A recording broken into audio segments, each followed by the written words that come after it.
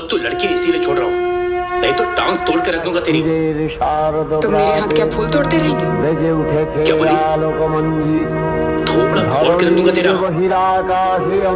तो मैं भी फोड़ूंगी।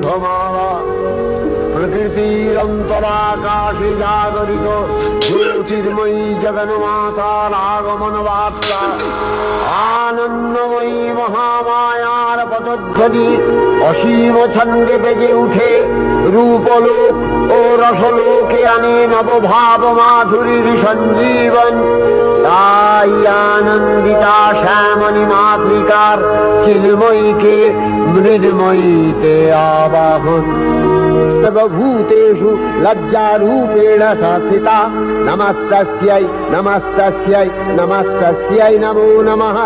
या देवी सर्वभूतेषु शान्तिरूपेण संस्थिता नमस्तस्यै नमस्तस्यै नमस्तस्यै नमो नमः। या देवी सर्वभूतेषु श्रद्धारूपेण संस्थिता नमस्तस्यै नमस्तस्यै नमस्तस्यै नमो नमः।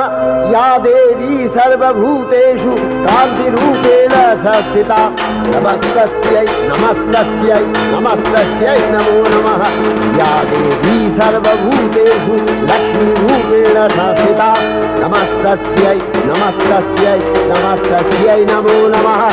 या देवी सर्वभूतेषु वृत्तिरूपेण संस्थिता नमस्तस्यै नमस्तस्यै नमस्तस्यै नमो नमः।